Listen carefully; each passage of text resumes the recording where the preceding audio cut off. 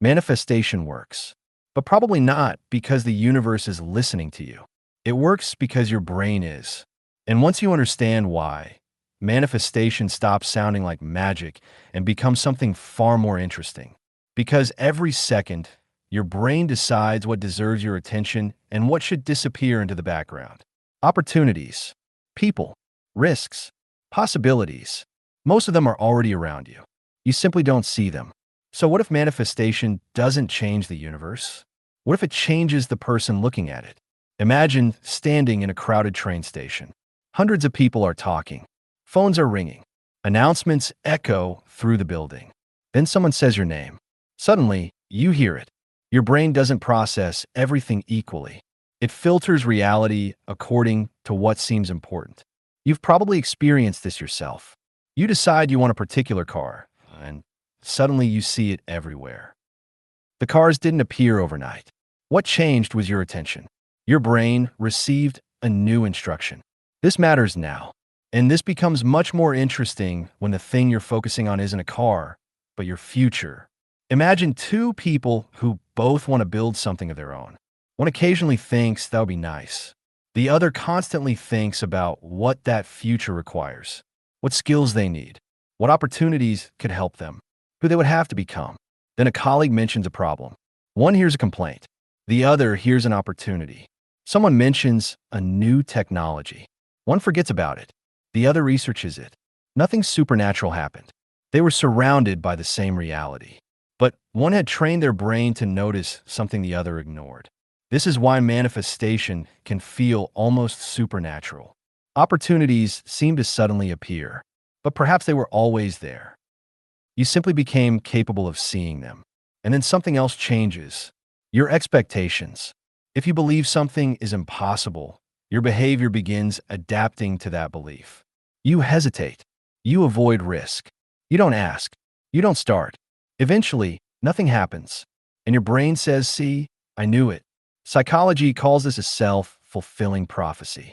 Your beliefs influence your behavior, and your behavior can create evidence for those beliefs. But the opposite can happen too.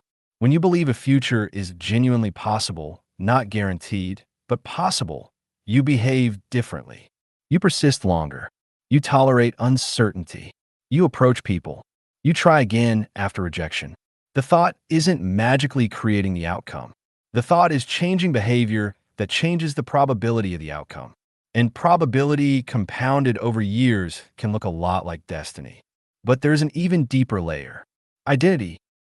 There's a difference between saying, I want to write, and saying, I am a writer. One describes something you want. The other describes who you believe you are. Humans naturally try to behave consistently with their identity. If you believe you're someone who always quits, quitting feels normal. If you believe you're incapable of changing, every failure becomes evidence. But imagine clearly enough who you want to become, and eventually a different question begins appearing. What would that person do? Would that person skip the training? Avoid the difficult conversation? Give up after one rejection?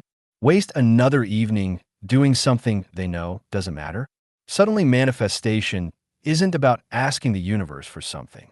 It's about rehearsing an identity before you've completely earned it, then earning it through your actions. But this is also where manifestation can become dangerous. You can visualize becoming wealthy for 10 years. Your bank account doesn't care. You can imagine becoming fit every morning. Your body doesn't care. Visualization without action can become another form of procrastination. And no amount of positive thinking gives you complete control over life. Luck exists. Timing exists. Other people's decisions exist. Bad things happen to people who think positively. Manifestation doesn't need magic to be useful. Think about an archer. The archer cannot control the wind, but they can choose where to aim. That's what a clear vision of your future gives you. A direction. And direction changes decisions. Maybe people with a clear vision don't attract more opportunities. Maybe they recognize more opportunities and reject more distractions. Because every future has a price. You want the body? Some evenings belong to training. You want mastery? Thousands of hours belong to practice. You want freedom? Some comforts have to disappear. Many people want the destination without becoming the person capable of reaching it. In reality, doesn't respond very reliably to what you occasionally desire. It responds much more reliably to what you repeatedly do. So perhaps manifestation actually works like this. You imagine a future. That future becomes important. Importance directs attention. Attention changes what you notice. What you notice changes your decisions. Decisions become actions. Actions become habits. Habits shape identity. And identity slowly shapes your life. Until one day you look around and realize you're living inside something you once only imagined. Someone might say you manifested it. Maybe they're right, just not in the way they think. You didn't send a request into the universe. You sent an instruction into yourself. But there's one final question. Were you already manifesting without realizing it? Because this mechanism doesn't only work for dreams. It works for fears. Expect rejection and you'll search for rejection. Expect failure and opportunities begin looking pointless. Tell yourself you're already too late and eventually you'll stop starting. So instead of asking the universe for your dream life, try something different. Imagine yourself 3 years from now. Forget the car. Forget the house. Forget the money. Who are you? How do you spend your days? What have you learned? What problems no longer control you? Then ask yourself one question. What would that person do today? Maybe it's something incredibly small. Send the email. Read 10 pages. Go for the run. Make the call. Upload the video. Start. Because your future probably won't arrive in one dramatic moment. It will arrive disguised as thousands of ordinary decisions. Maybe that's the real secret behind manifestation. Your thoughts don't command the universe. They direct your attention. Your attention influences your choices. Your choices become your behavior. Your behavior becomes your identity. And your identity slowly becomes your life. You don't attract the life you constantly think about.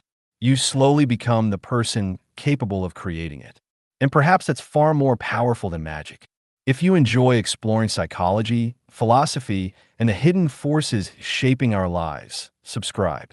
And before you leave, answer one question in the comments. Who are you trying to become? Not what do you want to have. Who do you want to be? You don't have to become that person today. Just make one decision they would make. Then another. Then another. Until one day, you no longer have to imagine them.